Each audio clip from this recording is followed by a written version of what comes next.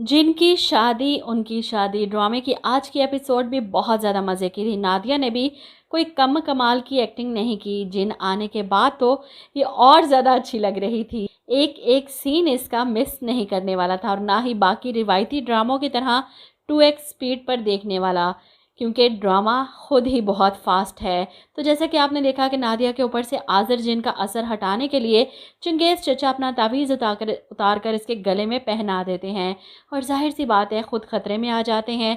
आज़र जिन जो इस वक्त ज़ख्मी था, इसलिए इसकी बीवी पहुंच जाती है बदला लेने के लिए। चंगेज़ चचा जो गाड़ी से सामान निकालने के लिए हवेली से बाहर आए थे, क्योंकि हवेली के इर्द गिर्द इन्होंने हसार बना रखा था, इसलिए अंदर कोई नहीं जा सकता था। लेकिन इनके बाहर आने पर वो हसार टूट जाता है और ऐसे में ये चुड़ैल मौके का फ़ायदा उठाते हुए चंगेज़ चचा के जिस्म में घुस जाती है। अब चूँकि इस बार जिन नहीं बल्कि चुड़ैल है, तो वो अपने हिसाब से घर वालों को डराने की कोशिश करती है। चंगेज़ चचा जो काफ़ी देर से अंदर नहीं आए, घर वाले परेशान कि चचा कहाँ रह गए, और ऐसे में चंगेज़ चचा साड़ी पहने एकदम से सामने आते हैं और फिर इन सब घर वालों के सामने पागलों की तरह नाचना शुरू कर देते हैं। ये देखकर पहले तो सब डर जाते हैं कि चचा आपको क्या हो गया है, ये कैसी हरकतें कर रहे हैं। नादिया तो इतना हंसती है, अपना मोबाइल निकाल कर रिकॉर्डिंग शुरू कर देती है। कितना फ़नी सीन है, चचा पर चुड़ैल आ गई। अब कोई भी अपना तवीज़ उतार कर चंगेज़ चचा को देने का रिस्क नहीं लेना चाहता।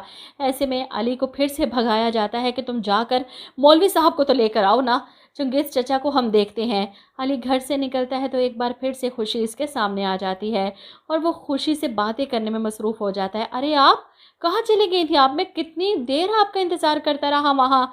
जिस पर खुशी कहती है असल में मेरे सर में इतनी शदीद दर्द शुरू हो गई थी कि मेडिसिन से भी फ़र्क नहीं पड़ा, तो मैं कैब लेकर घर वापस आ गई, क्योंकि आपको तो शहर की तरफ जाना था ना, इसलिए आपको तंग नहीं किया मैंने। इसकी बातें सुनकर अली मुस्कुराता है। वैसे इतनी उम्र लगती तो नहीं आपकी जितनी समझदारी वाली बातें करती हैं आप। जिस पर खुशी अनजाने में अली को अपनी उम्र बता देती है कि ऐसी बात भी नहीं, समझदार होने के लिए 100-150 उम्र बहुत होती है। अली को लगता है कि खुशी मजाक कर रही है, लेकिन वो सच में अपनी उम्र बता रही थी। आगे चलकर वो अली को बता ही देगी कि वो कौन है, लेकिन फ़िलहाल वो इसे डराना नहीं चाहती। असद चंगेज़ चचा की हरकतें देखकर अली को आवाज़ें देता बाहर आता है कि तुम अभी तक गए नहीं, किससे बातें कर रहे हो। तुम ऐसा करो, नादिया को उसके घर छोड़ कर आओ और वापसी पर उसके गले से तवीज़ उतार कर लेकर आना, ताकि चंगेज़ चचा को पहनाकर हम उस चुड़ैल का भूत उतार सकें।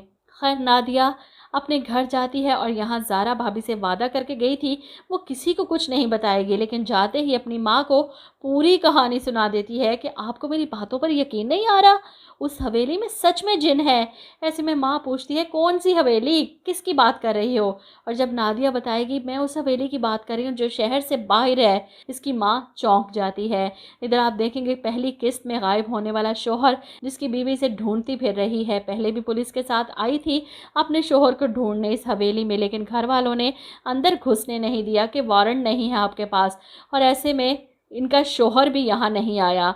जिस पर आदमी का जूता इनके आगे आकर गिरता है और ये देखकर बीवी फौरन चिल्लाती है देखिए इंस्पेक्टर साहब, मेरे शोहर का जूता। ये लोग झूठ बोल रहे हैं, इन्होंने मेरे शोहर को अंदर छुपा रखा है। और अगली बार पुलिस अरेस्ट वारंट लेकर आते हैं। चूँकि अली अभी तक तवीज़ लेकर वापस नहीं आया और इन लोगों ने चंगेज़ चचा को रस्सियों से बांध रखा है। अगर पुलिस ने हवेली की तलाशी ली तो चंगेज़ चचा के अंदर की चुड़ैल कहीं इन पुलिस वालों को नुकसान ना पहुंचा दे और इसी वजह से ये लोग बहुत बुरे फंस जाएंगे।